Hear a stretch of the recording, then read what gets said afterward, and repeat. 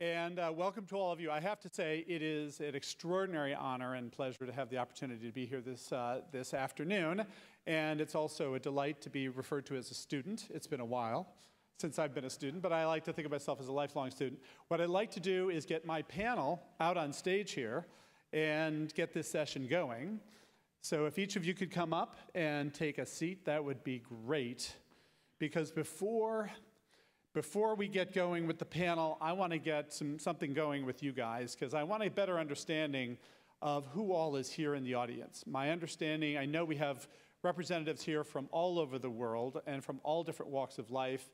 But so my panel knows who we're talking to. If I could just quickly get a show of hands. First of all, who is here from outside the United States? Wow.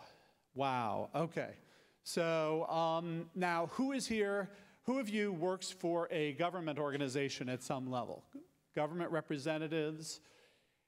And who works for NGO, other sorts of organizations, nonprofits, et cetera, et cetera? Okay, some of them. Now, who of you here represents entrepreneurs?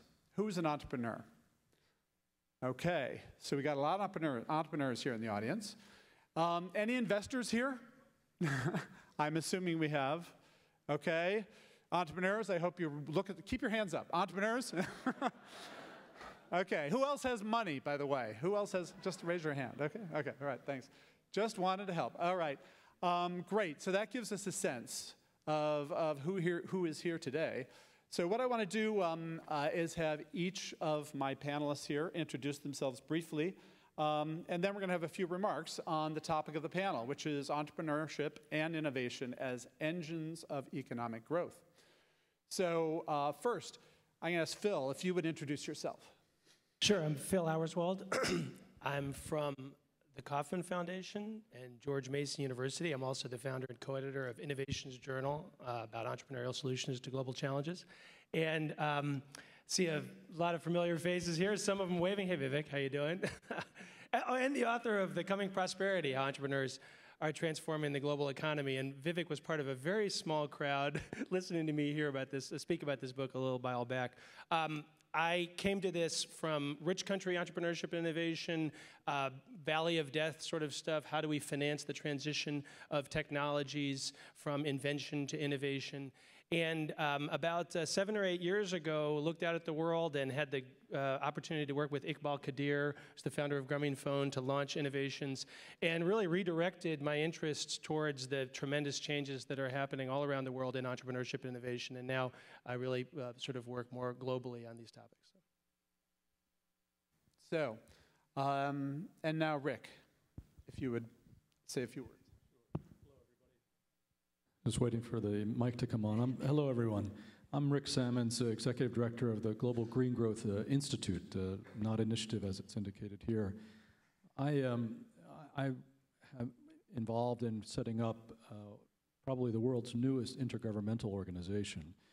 Our organization was announced a couple of years ago. It's an interesting combination of a number of governments from both the North and the South, a number of key academics, such as Lord Nicholas Stern, and a range of other actors, non-state and public sector actors. And the basic purpose of this new international organization is basically to work from the bottom up to support country-led and industry-led progress on hardwiring economic and environmental resource efficiency considerations into core economic strategies of countries, and also bottom up from the standpoint of setting up the proper incentives and enabling conditions for industries to scale investment and commerce and technology, again, in resource-efficient ways in their core business models. Now, I come from this not so much from an environmental perspective. My career has been economic policy and in the private sector and the financial community and in research institutes. I was for 10 years, managing director of the World Economic Forum based in Switzerland before moving to Korea, which is where this new international organization is headquartered.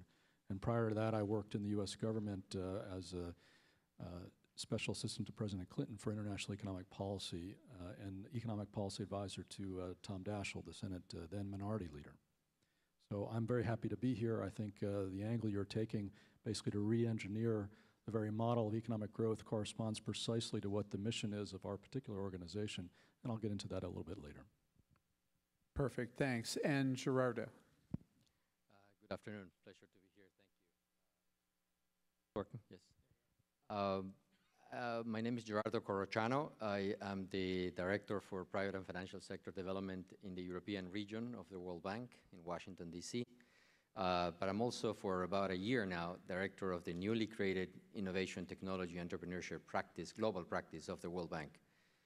Believe it or not, this is a practice that is only a year old at the World Bank, which is partly why I feel that I have so much to learn from many of you. The World Bank is a very top-down organization that I think has not traditionally been fed by this type of knowledge and this bottom-up and entrepreneurship knowledge that emerges in discussions like this and all over the world. So I feel that I'm here with a lot to learn and hopefully able to share some of what we are trying to do at the World Bank. I've been in the bank for 22 years. I joined in 1990 working in Latin America. And soon after, I got a job to work in the early transition days in Poland. And that made it for me. I decided that I would spend the rest of my career working in development. I have spent most of my career working in transition economies in Eastern Europe and Central Asia, although I've had a few years of experience in the Africa region as well. So very happy to be here. Thank you, Gerardo. So, Phil, you have a few slides to start us off with.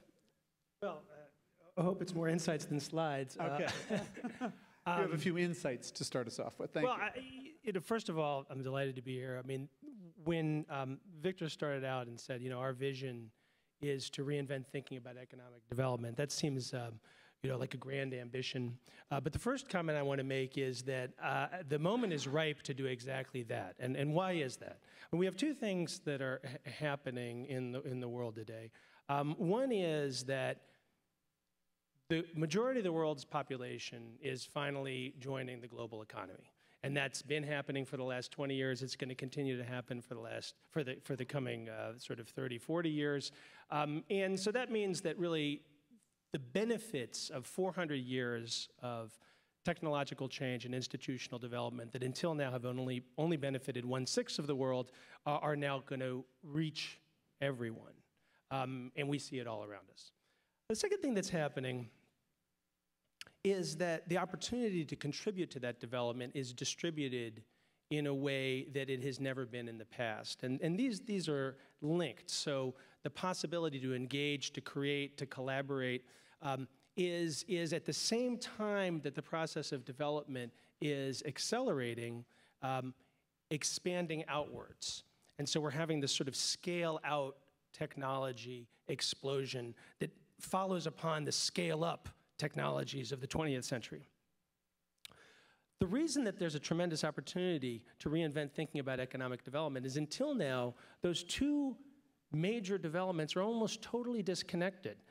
We have a community of people who are professionals thinking about economic development who've spent very little time and have very little understanding of entrepreneurship. And then we have communities of people who professionally are specialized in studying entrepreneurship who know very little about the process of development and what it means to go from being a poor place to a wealthier place. And so it means in that gap of understanding, there's a tremendous opportunity to contribute to understanding, and I think that that's what this meeting can do. Now, as far as the theme of creating ecosystems of innovation, I wanted to set some context with this slide. Now, I mean, this is a little bit of a tedious slide in that it's just sort of, bar chart and that kind of thing. But I actually think it's almost the watermark of development. And so, I'm going to go along with the term SMEs. We're going to go back and forth between entrepreneurs and SMEs. We know that entrepreneurship is not the same as being a small and medium enterprise, but for the moment, we'll just let that be. And essentially, what this shows is that poor places, low-income countries, have a qualitatively different makeup when we think about sort of the ecosystem of firms. Disproportionately many very small firms, relatively few medium-sized firms, and then roughly the same number in terms of contribution to GDP, and many more if we think about contributions to employment, very large firms. So what does this look like? Why is this? How do we think about this metaphorically? And I actually think that although there's many ways of considering the ecosystem as a metaphor, and I think primarily in this conference we're thinking about an ecosystem of different individuals, just the same list that we started out with, investors and government and entrepreneurs and inventors and of course customers and consumers who co-invent and develop. This is all the sort of ecosystem. But let's consider an ecosystem just in terms of size of firms, right? So if you look from outside of an economy, look from the sky, all you see is the canopy, right? When you look down at the rainforest, all you see is the canopy. And the same thing, when you look down at an economy, you tend to see the Walmarts and the GEs and even the Googles now, right? The canopy absorbs a lot of the light, and a lot of the biomass in the system is in the canopy. But the canopy does something else. It keeps light from getting below to the forest floor. Right? Now, if we look at the bottom of the forest, that's the sort of the small firms, the micro firms. And there's a lot of micro firms. And we just saw in that graph that in poor places there may be very many micro firms. But the problem with those micro firms is they don't grow. And one of the reasons that they don't grow is the canopy never changes. Right? It's not just the share of employment to large firms in poor places, it's the fact that those firms don't disappear, that you have an entrenchment of incumbent interests that are often linked to political interests, and this can be true in rich countries too. We can talk about that as well, but it's even more true in places that are stuck in the process of development. So this domination of the landscape by the large prevents the small firms from growing into the medium-sized firms, which, as we know, are the growth sector of the economy. And the oft-quoted statistic from Kauffman Foundation research that the totality of net job growth in the United States in the last 20 years has come from new and growing firms, is one that may or may not apply globally, but nonetheless is illustrative of the fact that unless we have new firms that grow and develop in the economy, we don't have the kind of economic dynamism that is development. So for that reason, Carl Schramm, until very recently the president of the Kauffman Foundation, said quite rightly, the growth of economies is the growth of firms. But what's essential for the growth of firms is the death of firms. And what's essential for the functioning of an entrepreneurial ecosystem is the ability to recycle the resources that are unlocked when established business entities and even established government programs fail and reconfigure them into new businesses.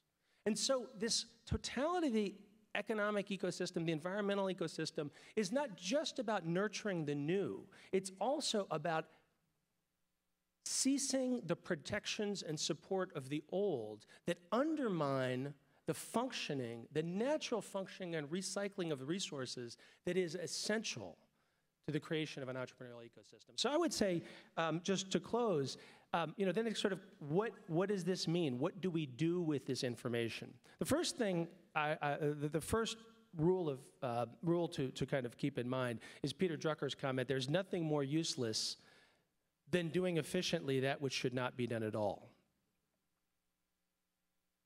And quite pointedly, I would say that the whole excitement around randomized control trials is in some sense a good thing, and this is the rigorous assessment of development projects is a good thing because we want to have some sense of what we're investing in, whether it works or not. However, that approach will never tell you whether the thing you did to begin with was a positive intervention that was dominant over other opportunities for investment or not. And so this is the first principle. The second principle is favor incumbents less. And the third principle is we have no idea what to do. Okay, so those are my 3 principles, and hopefully we can work a little bit on the third, because the domain of unknowing in this space is enormous, and I think that we have a huge opportunity to do exactly what Victor said, reinvent thinking about economic development at this meeting. So that's what I have to say. Great, thanks. Before we can move on, though, I have to ask this question. I just want to clarify a point you made. It sounded as though you said that the process of entrepreneurship and innovation requires that there be death first in order that there be innovation afterward. Is it really that sequence? Is that what you're saying? You got to kill before you can create? Is that what you're saying? What I'm saying is that sort of where I started out. Imagine a place where nothing ever died, right? Imagine that reality. That's actually not a pleasant reality, right? And when we're thinking about, particularly when we're professionals in government and we're working on nurturing entrepreneurial ecosystems, if you have 9 programs that are deployed that functionally serve to prop up incumbents, and you have 1 entrepreneurship program, your net contribution to the economy is going to be to reinforce that which doesn't work. Okay? So you cannot think about these processes in isolation. It is so often the case that the entrepreneurship program is appended onto a set of activities that are motivated by reasoning, by force of habit, and that have no connection to a long-term thinking about development. And then 1 program that's sort of the entrepreneurship program. Okay, so your focus is at the policy program level. At the policy program, exactly. Not at the natural ecosystem level. The natural ecosystem level, it's a Schumpeterian story, right? Creative destruction is about undermining from below. Okay, all right, okay, just wanted to clarify that. All right, Gerardo, so you've got some perspectives to add from your work at the World Bank. And we forgot the shameless plug. Shameless plug. There you go. There it is. The shameless plug, which Phil unfortunately missed his slide. You should all go out and buy his book, which is called The Coming Prosperity. I did already. Okay, great. So, yes. So, thank you. So, what have you guys learned? So let me just give you a little bit of development context of how we're seeing the work that the World Bank is doing in innovation. Why are we supporting it? And perhaps it's to me a luxury to show you a little bit of some of the projects that we are doing at the World Bank today. We're engaged in probably nearly 2,000 project activities all over the world. And it is a beginning, but we see an enormous explosion of our demand. I will just try to give you a glimpse of some of those projects and what exactly are we trying to do with them, and leave you at the end with some of the challenges that I hope by the end of 2 or 3 days I will have a better idea on how to address them. I'm here with a group of my colleagues, so many of the projects and examples that you're going to see are actually being developed by some of the very same persons who are here in the audience, and I'm sure that over the next 2 or 3 days they'll have a chance to answer you more specific questions if need be. But let me give you perhaps a little bit of context as to how we are approaching this. Today there's 150 million of unemployed people in the developing world. There is a need for 1 million jobs per month for a decade only in Africa and South Asia alone. There are huge disparities of productivity between high-income countries and low-income countries. And basic services like water and electricity are highly, highly deficient in very large numbers of people around the world. So it is in this context that we try to frame the question of innovation and why does it matter for poverty alleviation, that, as all of you know, is the main objective why the World Bank was initially created. So I think that developing countries everywhere in the world today are striving to create jobs, productive jobs, and accelerate growth. It is an issue that is affecting almost the entire world, but particularly the region, the European region where I'm based right now in the bank. Innovation is one of the key drivers of such changes, and as Phil was alluding before, through sustained creative destruction, through the creation of new products, through the creation of new knowledge-based firms, and finding solutions to address specific needs to the poor. So today, the World Bank has changed its approach in some of these areas and giving a lot more emphasis to innovation, technology, entrepreneurship as one of the core elements of development. Let me give you a broad description of how the global innovation practice has been created and how are we approaching it. We have divided our practice in 4 specific pillars, one working on policy innovation systems. This is an area that I think is giving us a lot of interaction with governments around the world, particularly because it addresses an issue that I think we will discuss through the next few days, which is the quality of the public expenditure that is being done in the name of innovation or research and development, much of which is highly deficient. We're looking at issues of monitoring and evaluation, as well as developing strategies and doing assessments in a number of countries. We're looking at technology transfer and diffusion, looking at the whole national quality infrastructure, metrology, standards, in particular, where there is a significant amount of fiscal investment that is needed in order to have this sort of plumbing of the innovation systems in countries. In particular, we're also looking at issues of research and development commercialization, where there are significant problems, legal and otherwise, in a number of our client countries around the world. We're looking very critically at innovation finance, where there are many, many bad examples of things being done the wrong way and money being thrown for all the wrong reasons. And so we're looking at it from a purely market failure perspective, designing instruments that have significant moral intervention and subsidization in markets where there is almost a complete and absolute market failure of financing at different stages of innovation, all the way to lines of credit in countries where we have a more functioning financial system that is capable of taking some of these activities themselves. And last but not least, we're looking very closely at issues of inclusive innovation and green innovation, which have a very direct link to the poverty mission of the bank. Let me try to give you a glimpse of some of the projects that we're doing, and I've selected 4 or 5 of them that I think will give you an overview of the type of interventions the bank are doing all over the world, which today, as I said, we have nearly 2,000 projects ongoing, and I wouldn't be surprised that there's nearly another 2,000 projects all over the world being planned at the moment. This is a project that, in fact, some of the key members of the team are present. This is what I will describe as a more traditional World Bank lending operation that is aimed at stimulating high-growth entrepreneurship and is trying to leverage the diaspora in Lebanon. It's a project that provides grants for developed concepts, equity investments for startup activities, as well as project management and technical assistance. It's a typical bank project that provides financing and technical assistance at the same time.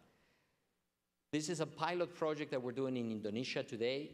It is very different in its nature. It is focused on inclusive innovation and to promote clean energy innovation in Indonesia and enhance innovation ecosystems through skills and networks. It doesn't have the same elements of physical investment. It's done with donors and with co-financing of the government of Indonesia.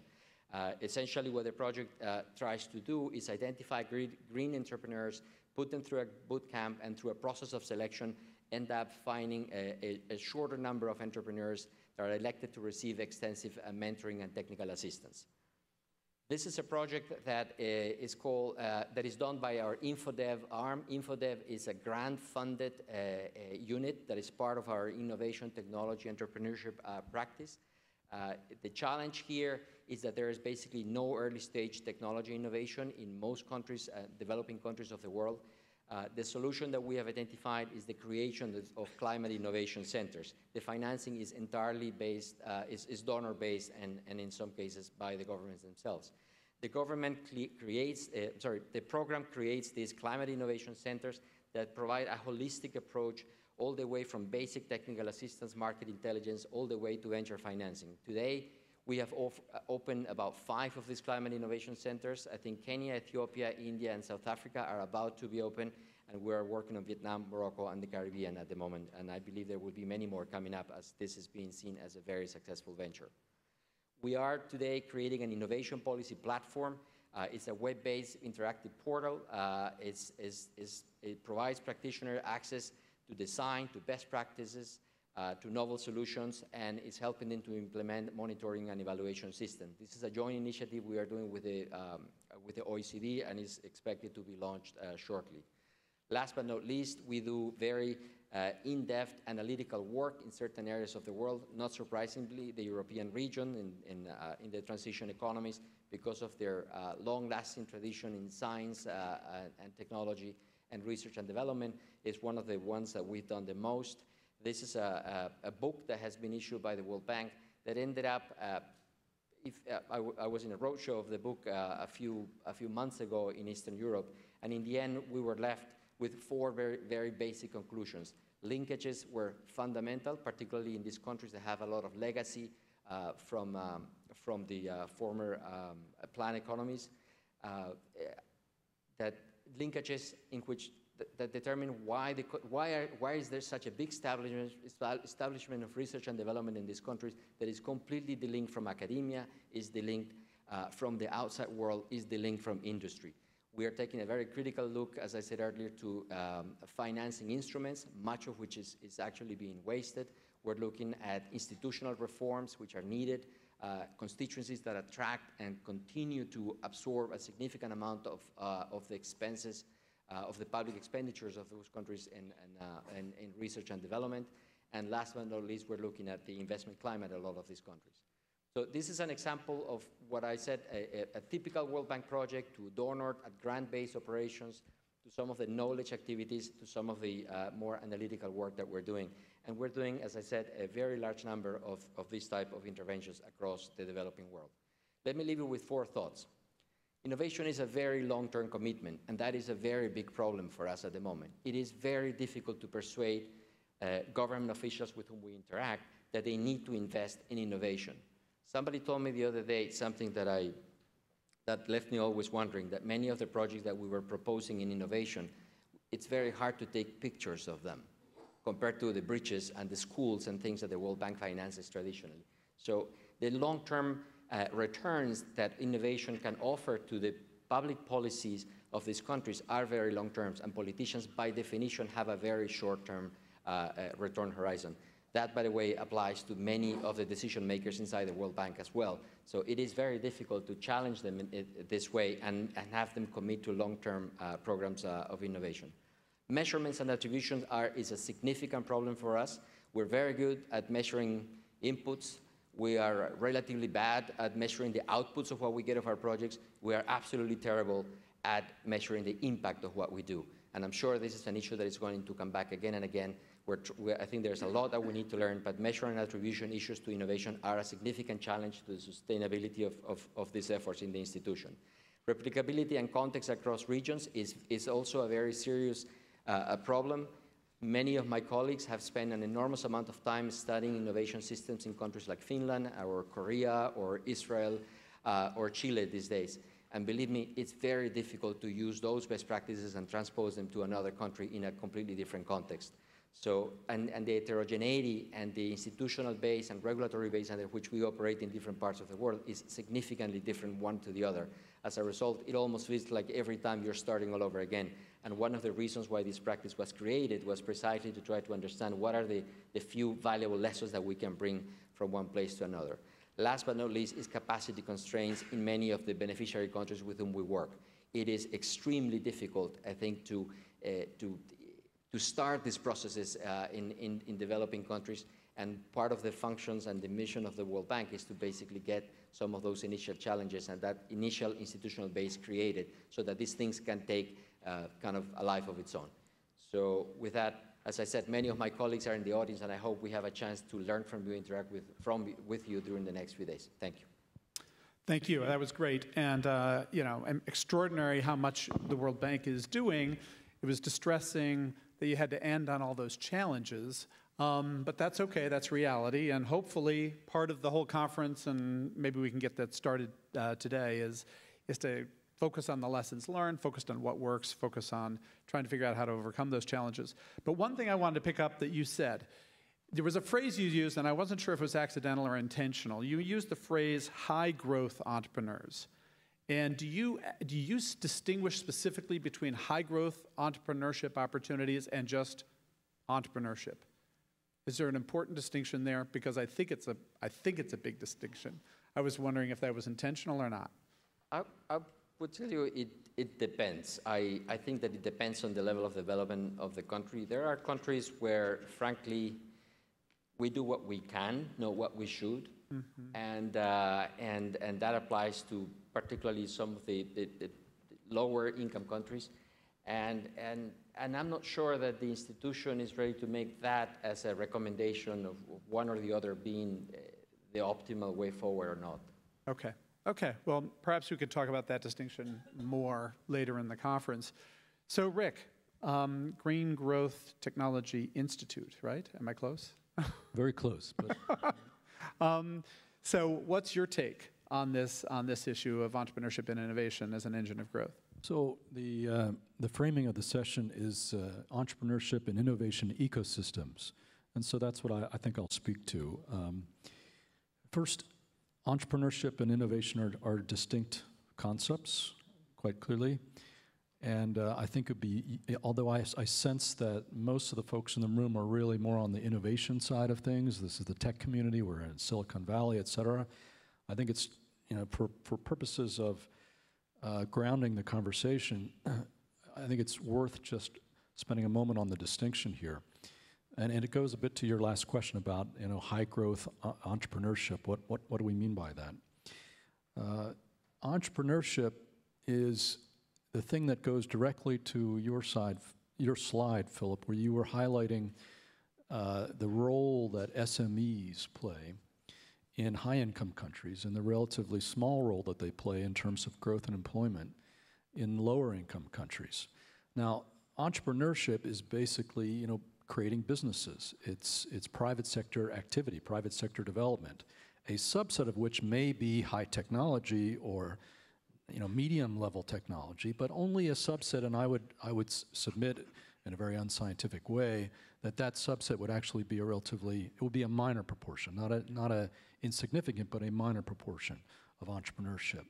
And what you didn't mention, but your chart showed, is that a very high proportion of growth and employment, in particular in lower income or developing countries, is accounted for by the informal sector, where you're really not capturing the benefits for society in any major way. There are limited benefits for the employees.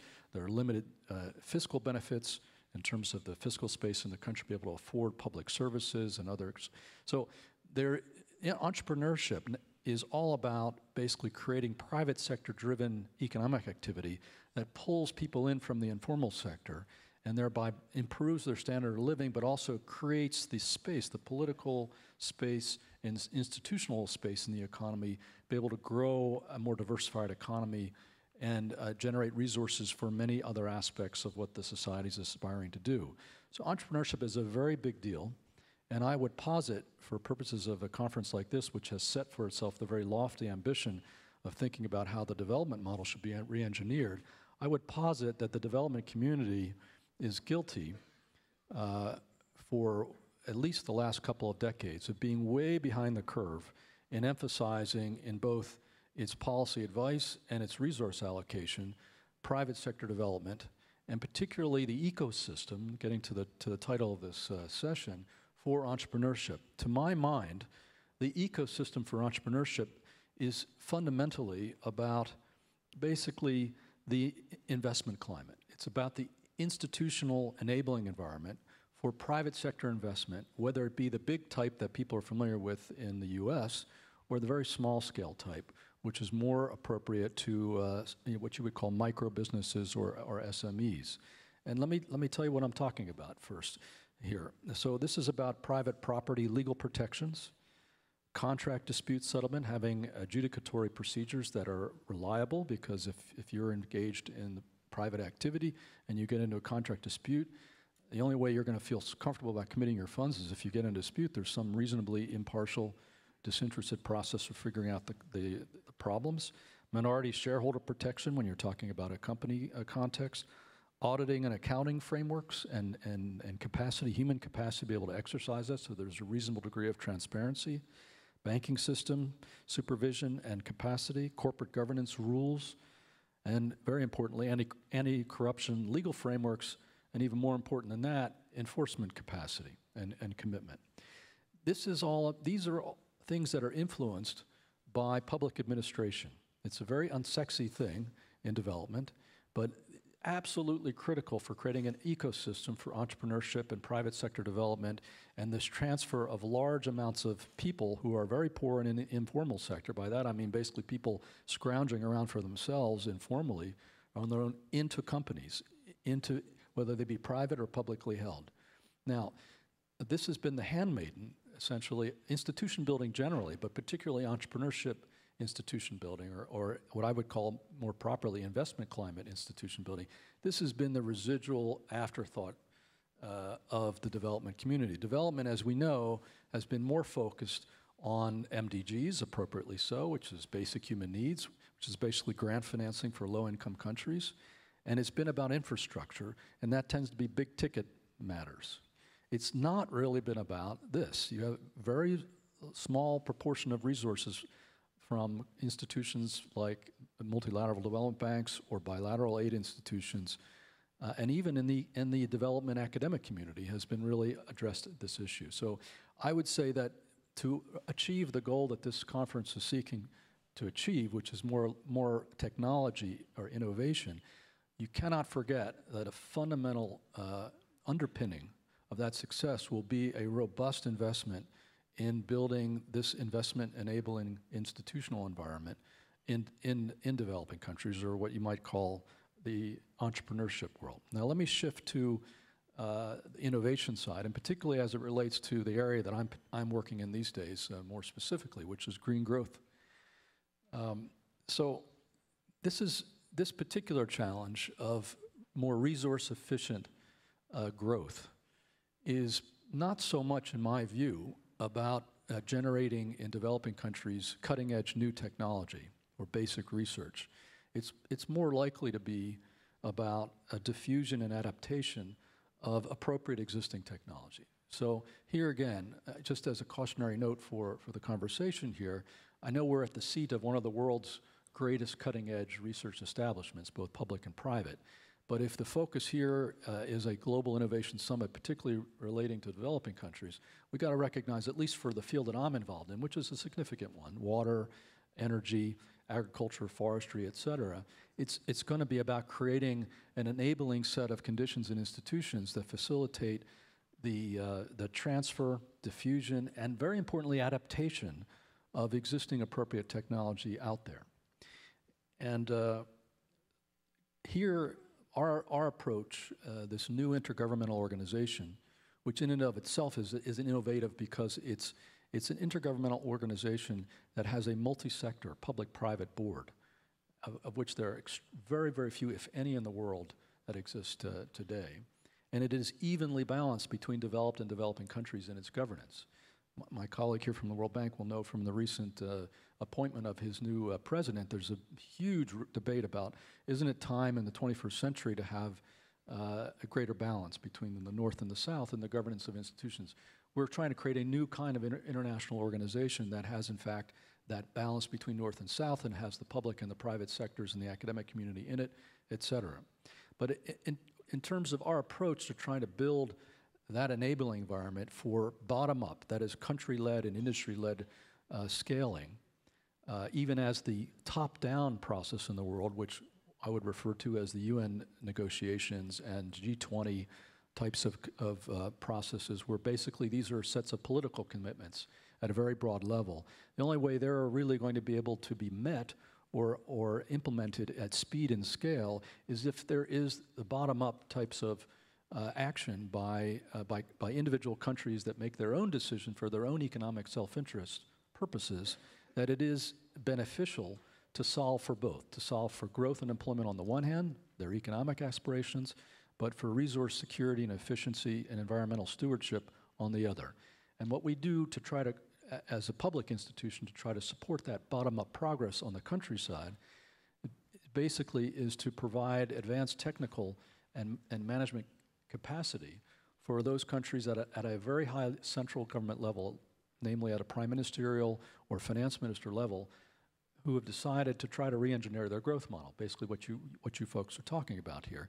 We provide the economic analytical capability to go in sector by sector and subsector by sector and identify where the win-wins might be for growth and employment and incomes on the one hand, and carbon abatement or improved watershed and water quality or more sustainable, highly productive agriculture value chains or sustainable forestry are on the other. Basically doing the economic analysis to see what are the the policy options and the costs and benefits against them, and then helping the government walk through a deliberate process to try to compose the combination of options that are right for them, that work for their own politics. Now, that basically is creating a policy-enabling environment that creates a demand for the type of innovation and entrepreneurship that applies cleaner solutions to power, water, agriculture, forestry, and other systems. So that's a crucial enabling condition. But then the second piece here is on the financing side, because we can't fool ourselves that this will always be a win-win story, that you'll always find a pathway that basically produces benefits for both the economy and the environment. In many cases, what is required is the adaptation and the implementation of best or better technology that has an incremental cost associated to it. And developing countries, by and large, are not going to agree to accept that cost just as a moral obligation to the international community to try to deal with climate change, for example. It's only going to do that if the support shows up from the international community or a smarter way is found to blend public and private resources that exist in the country that helps them to not have to bear that incremental cost. And so what we do is, on top of the policy work, is we do very specific financial analysis and work with the private sector to identify where the technology curve is moving and the key options, clean tech options for the country, so they can construct a much more specific program that they can bring to the donor community or to bankers or indeed to direct investors in this fashion. So I'll end here just by giving, I consider what I've just told you, what we're doing in the Global Green Growth Institute, as one example, because there's the health sector, there's the education, there are many other sectors of the economy. One example of the set of enabling environment improvements that are necessary to try to move the development model from its brown, resource intensive and relatively unsustainable manifestation over the past 40, 50 years to this much more efficient model. So it's way more. It includes what the core of the conversation will be here in this conversation, which is what you guys have been talking about. How do you enable the innovation or technology innovation community in countries? But for that to succeed, it needs to be underpinned by the private sector development institutions and the very basic policy of the country, as well as the financing support, because many of the solutions are going to have incremental costs associated with them. If we get all those pieces right, I think we will have arrived at a point where we have re-engineered the development model in a way that developing countries themselves will say, hey, this is in our economic self-interest. We're not going to do it because the North is telling us to do it, but because we have found that it's in our interest. I'll stop there. Thank you. Excellent. Thank you. Boy, I'll tell you, though, you guys have laid out a lot of challenges. And it's interesting listening to all of you. One of the things that I realized as a Silicon Valley guy, right? I'm wondering, and most of you are focusing your discussion on entrepreneurship and innovation in the developing world and using it as an engine of growth in the developing world. And I'll tell you, as I listen to you, it sounds as though each of you is saying that for the most part, the Silicon Valley model is not relevant for most places in the world. Is that what I heard? It depends what you mean by the Silicon Valley model. I just to interject, one sort of historical placeholder. I mean, we're not talking about Silicon Valley 2012 necessarily. We're maybe talking about Silicon Valley 1957 or 1958. And just sort of to get back to this point, I mean, first of all, on challenges, I heard challenges, but I think the overwhelming theme here and in this room, in this conference, is opportunity. And I think Al had it absolutely right. This change that's happening globally is going to be happening with or without us. And all of us individually, this region, the rest of the United States, the wealthy sixth of the world, we sort of get with that or we don't. Now, if you talk about the relevance of the Silicon Valley model, the 1957 model was that there was a very sudden disruption of Department of Defense funding to this region. right? And whether you look at San Diego, whether you look at Northern Virginia, whether you look at Boston, many, not all, but many of the places that have really developed vibrant entrepreneurial ecosystems, the critical moment was when a couple of things happened. First was there was intensive spending, particularly by the Department of Defense, on research and development in a particular region, and then it stopped all at once. Here, San Diego, Northern Virginia, Boston. When that sort of disruption happens, when resources are suddenly unlocked, it creates a tremendous opportunity for development. And it doesn't just have to be Department of Defense funding. It can be any sort of disruption, whether it's a political disruption, whether it's a technological disruption. When you look at the mobile phone industry, I mean, what is the most rapidly distributed, most powerful technology in human history going to do for development? It's not just going to let people talk to each other. It's going to do something much, much more profound. It's going to disrupt all sorts of market spaces and unlock resources to rush into those market spaces. So the Silicon Valley model, the real fundamental Silicon Valley model, was about that shift that happened more than 50 years ago here, and then that's developed on. Okay. Now, so let's extract. Can we extract then? So extract what the lessons are. You know, what have we learned that are the lessons that we think will work or do work? Yeah, I think you've asked a great question here. And I'd say no, certainly the Silicon Valley experience is not irrelevant, to say the least. But I think my remarks were more setting it in context of the other pieces that need to be there. To address how is the Silicon Valley model relevant, I'm no expert in the high-tech community in the Silicon Valley. But let me give you my quasi-layperson's response to you. Silicon Valley has grown up around, advanced learning from the universities out here in California, and particularly Stanford, from what I understand. There is a parallel there that I think is highly relevant for innovation to developing countries, and that is particularly in my field, my current field at least, of green growth.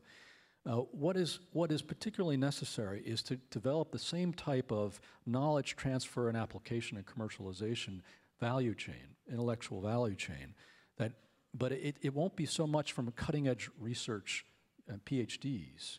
It will rather be from the pool of IP that exists currently in companies, in universities worldwide, in a much more applied fashion to what the needs are on the ground for appropriate technology, not necessarily cutting technology. And so you need an innovation transfer ecosystem analogous to what was created here in Silicon Valley. But it's of a slightly different nature. But I think it can be organized very well. And finally, I would say that we're in the midst of doing a project on developing options for technology, green technology enabling architecture for developing countries. The climate negotiations have created a technology mechanism, but it's basically just a blank canvas right now. And so we in the Brookings Institution are putting together right now a report that will be issued and published in the fall with a series of options. And what is emerging there is to have regional science foundation-ish type of knowledge centers that draw academic and private sector reasonably cutting-edge research. But the great emphasis will be to pair that with the type of IP licensing and incremental cost financing and business incubator type of features that will be necessary to apply it more widely. So I think the answer is it's very relevant, but in a somewhat different framework. Let me add a thought. Yeah. I think it is relevant, but I think you need to bring it to the present. There are countries today that are looking at the experience of Silicon Valley, Russia, for example, Kazakhstan, for example, that are trying to emulate and see whether they can replicate some of those conditions. So these are middle-income, high middle-income countries that are under very different initial conditions than the ones we're finding in low-income countries, where I think the issue is one of innovation. But what we define as innovation is innovation at the firm level. It's adaptation of existing technologies. It's not necessarily new creation of new knowledge of new products, right? It's simply sometimes even from an organizational, from a managerial point of view, it's just doing things better, right? And a lot of the effort, I think, is being put in that, particularly at low-income countries.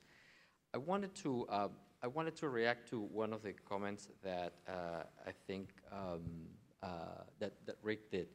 Could I ask you just to pause for a second? 'Cause Sure. I want to hear your reaction, but I also want to acknowledge that we're running tight on time, and I Sure. want to engage you guys. I know we've been having a nice chat up here, but I really want to engage you guys, and so I'm hoping we're going to have opportunity for a few questions after we get Gerardo's counterpoint. Very briefly, I was just going to say, I completely agree with you with the premise of the investment climate and the enabling environment. I mean, I couldn't agree with you more. But I think that what we have seen, and now for nearly 2 decades, in which the institution took a line that we had to fix the investment climate and look at this indicator and that indicator, and as all of you know, there's this controversy around our doing business calculations and all of that. We came to the conclusion that this is not nearly enough. You have no idea the number of countries that are coming to us today saying, we have done exactly every single reform you've asked us to do to fix the investment climate for over a decade, and we don't see the results. So, and the innovation, technology, entrepreneurship is one of the 6 pillars of this private sector development group that we have. And as you know, we also do infrastructure and human development and all the macro and public sector policy side. So it's a much, much more comprehensive approach. But this is actually an effort the other way around, is to go beyond the investment climate in enabling environment into some more hands-on interventions where we see the results are not being obtained. Okay, so some questions out here. There's a question right here in the middle. So can you shout it? I don't think we have mics. Could you just shout it out and then we'll repeat it, okay?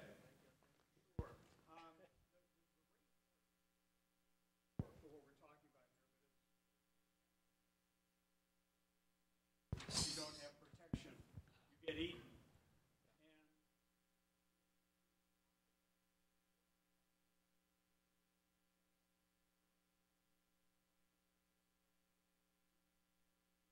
Forward, you're implying as the net outcome.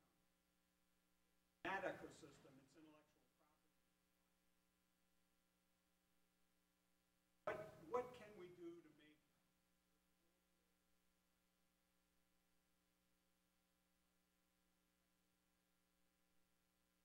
kinds of technologies that we need? Okay, so the core of the question was about intellectual property protection, but then you ended with a grand question, right? Okay, but the core of the question, intellectual property protection, where does that fit as a lesson learned in, as a core element of entrepreneurship and innovation? Well, I think you're framing more narrowly his question. I think you're talking about how we get the wider system, not just the protection element, but the things that lead to commercialization. How do you get the licensing problem, which is a big one in many cases, get it over the hump for application in developing countries where the internal rate of return is not going to be such that it's going to be able to pay for the expected return. And that's what I'm referring to. The answer doesn't fully exist yet, but this is precisely the element that we're focused mainly on, because we think the international community has not focused sufficiently on it. And it involves, in some cases, giving negotiating advice and making it available.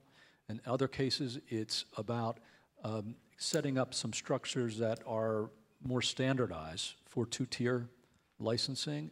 It's thirdly about having real money available for subsidizing the incremental costs of those licenses. And that's an operating subsidy, and it's sort of a dirty word in the development community. It's much more standardized to make a loan if you're a development bank. We don't really incentivize either the risk mitigation or the operating subsidy element, which is really the fundamental issue now for most middle-income developing countries. Most of the poor is now middle-income countries, where the absolute lack of finance isn't so much the issue. It's the risk profile and the IRR coming from, because the rate-paying population is too poor relative to what would be needed for a normal IRR. So the point is, I don't have a comprehensive answer to your question, but it's what we're now trying to explore some options, because otherwise we think if we don't intervene and take this more market-oriented look at things, we'll end up with kind of a CGIAR approach. For those of you who are familiar with it, there's more about the basic research, which is needed, don't get me wrong, but it should not be the fundamental element. More what you're talking about, I think, should be the primary focus of the public policies, an international cooperation approach to the issue. Phil, do you want to add? Well, just that, I mean, I think your question just highlights how difficult this topic is of cultivating innovation ecosystems. It gets back to Gerardo's point too, that my remarks earlier, my slide about the recycling of resources, this is all what happens when a system works. So when you're trying to create a system that will function in that way, that's a totally different matter.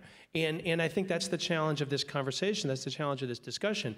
And for example, intellectual property, it's not at all clear that stronger intellectual property is an important or essential element to cultivating an entrepreneurial ecosystem. On one hand, a priori, it's an inducement to innovation. We know that, that's why we have a patent system. And so there's clear reason to sort of believe, and we have plenty of evidence to confirm that if we have strong intellectual property rights, that it induces people to develop those objects, technologies that can be so protected. But ex post, it's a barrier to entry. We know that too.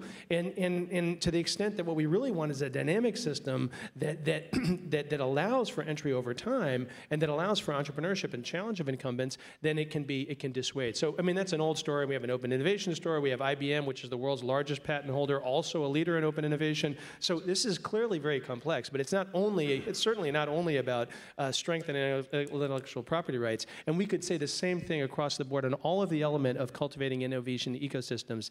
These are difficult problems, and it has to be empirical, and it has to be place-based, and it has to be sustained. A couple other question here. Quick comment followed by a question. Phil, when you shared what happened in Silicon Valley,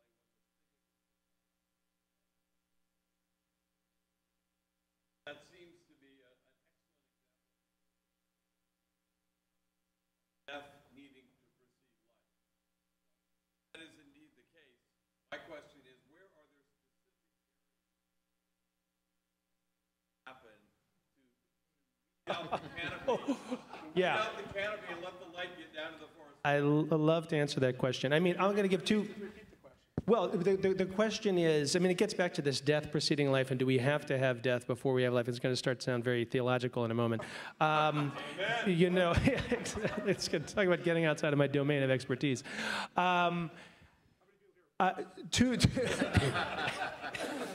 Two specific contexts. I'm going to start with an easy one for us. I've been doing some work in Pakistan. This is a new area of work for me just in the last couple of years. It's been fascinating. And a group of students at the Kennedy School actually came out with a really interesting report. They spent a year interviewing people all over the place, and it was on creating a private investment fund in Pakistan. And they did the sort of Hausman growth diagnostics in Pakistan. And the short version is that what they found in that is that the limiting constraint in Pakistan was essentially all of the incumbent political and economic interests that propped up the existing industries across the board, and that more than the fiscal problem, more than the macro problems, more than the disruptions due to so-called terrorism, so-called sort of that whole world, that it was this protection of incumbents that was the most harmful or the most serious obstacle to development in Pakistan. So that's one place. Now we can talk a lot about what the U.S. role has been and all that. That's one place. In the United States, energy, healthcare, education, finance. Do we have incumbents in each of those large industries that don't need to be disrupted? I teach at a university. Energy, healthcare, education, and finance. Across the board, the disruption, the poor service that we're receiving in every case, I mean, and Vivek So here is a singularity view. are you saying free market? Is that what you're saying? No. What are you saying? I'm saying that's an extremely important point. The term, I mean, you can read, I think it's chapter 9 or 10 of my book. The term free market is, from an analytic standpoint, almost entirely meaningless. Okay, we're always in an environment that's constructed by institutions by advantage. There are incumbents that use their power of bullying no matter where you are. So it's not a question of getting out of the way and letting the free market rule. Please, I mean, that's as much as I'll say on that, but that is not the position I'm taking. Again, that's why this is such a difficult conversation. We're constructing a reality wherever we are. It's about entrepreneurial initiative. It's about the sort of things that the folks at Singularity, you are working on. It's about creating the environment for entrepreneurs to disrupt incumbents, and there are lots of spaces to do that in the United States and globally. Okay, Gerardo, it looks like you're going to have the last word here, so make it a... Try to connect briefly those two questions and that expression the gentleman used of you get eaten and this idea of creative disruption from a totally different perspective. There are many reasons of the crisis you see in Europe today, and there are many linked to governance, to the financial sector, to the political systems, and you name it. But there's one that is being discussed much, much less that I think we're doing a lot of research. The opening of the market of Eastern Europe create a massive opportunity. For whom? For BMW, not for mom and pop shops in Italy.